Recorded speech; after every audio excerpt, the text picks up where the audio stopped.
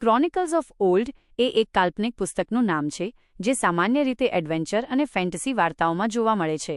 તમે જે ઇમેજ જોઈ રહ્યા છો તે આ જ થીમ પર આધારિત છે. આ પુસ્તક વિશેની કેટલીક રસપ્રદ માહિતી. 1. પુસ્તકનો દેખાવ, રંગ અને મટીરિયલ. આ પુસ્તક ઘેરા લાલ રંગના ચામડા લેધરથી મઢેલું હોય તેવું લાગે છે, જે તેને શાહી અને પ્રાચીન લુક આપે છે. ડિઝાઇન. તેના કવર પર સોનેરી, ગોલ્ડ ફોઇલ અક્ષરો અને સિંહની આકૃતિવાળું રાજવી પ્રતીક એમ્બ્લેમ છે. લોક. પુસ્તકને સુરક્ષિત રાખવા માટે બાજુમાં ધાતુનું એક જૂના જમાનાનું લોક લગાવેલું છે. 2.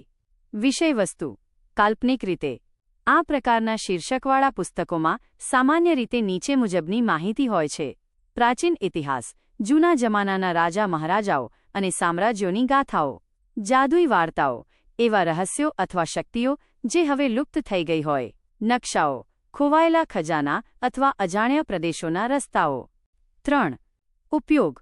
આવી ઇમેજનો ઉપયોગ ગેમ્સ, વાર્તાના કવર પેજ આધારે આ પુસ્તકની વિશેષતાઓ નીચે મુજબ હોઈ શકે છે. 1. ઐતિહાસિક દસ્તાવેજ. આ પુસ્તકમાં જૂના જમાનાના સામ્રાજ્યો, યુદ્ધો અને રાજાઓના શાસનકાળનો ઇતિહાસ હોઈ શકે છે. ક્રોનિકલ્સનો અર્થ જ ઘટનાઓનો ક્રમબદ્ધ ઇતિહાસ થાય છે.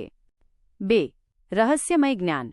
આવી ડિઝાઇનવાળા પુસ્તકોમાં ઘણીવાર ભૂતકાળના છુપાયેલા રહસ્યો, પ્રાચીન નકશાઓ અથવા જાદુઈ વિદ્યાઓ વિશે લખેલું હોય તેવું કલ્પના કરવામાં આવે છે. 3. રાજવી પ્રતીક.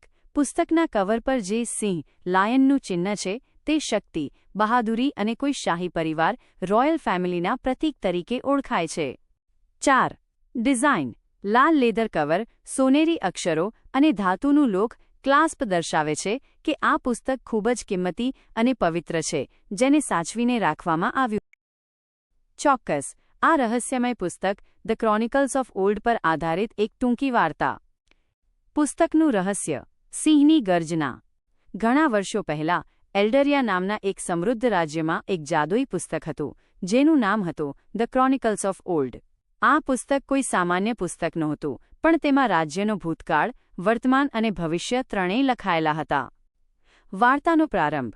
રાજ્યના સૌથી જૂના લાઇબ્રેરીના એક અંધારા ખૂણામાં આ લાલ રંગનું સોનેરી સિંહના પ્રતીકવાળું પુસ્તક એક મજબૂત ધાતુના તાળાથી બંધ હતું. કહેવાય છે કે આ પુસ્તક ફક્ત એ જ વ્યક્તિ ખોલી શકતું, જેનું હૃદય સિંહ જેવું બહાદુર હોય. મુખ્ય વળાંક. એક દિવસ રાજ્ય પર એક મોટું સંકટ આવ્યું. આખું આકાશ કાળું પડી ગયું અને નદીઓ સુકાઈ ગઈ. ત્યારે આર્યન નામનો એક યુવાન સૈનિક આ પુસ્તક પાસે પહોંચ્યો. જેવો તેણે પુસ્તકના સોનેરી સિંહ પર હાથ મૂક્યો, તેવું જ ધાતુનું તાળું આપમેળે ખુલી ગયું. પુસ્તકની અંદરના પાનાઓમાંથી એક અદ્ભુત પ્રકાશ નીકળ્યો. તેમાં લખ્યું હતું, જ્યારે સૂર્ય અદૃશ્ય થાય ત્યારે પૂર્વના પહાડો પર છુપાયેલા સુવર્ણ રત્નને સિંહના ચિહ્ન પર રાખજો, તો જ પ્રકાશ પાછો આવશે. અંત. આર્યને પુસ્તકની સલાહ માની અને એ રત્ન શોધી લાવ્યો. જેવું તેણે રત્ન પુસ્તક પર મૂક્યું, આખા રાજ્યમાં ફરીથી અજવાળું પથરાઈ ગયું. ત્યારથી આ લાલ પુસ્તક રાજ્યનું સૌથી પવિત્ર પુસ્તક બની ગયું, જે મુશ્કેલીના સમયે સાચો રસ્તો બતાવે છે.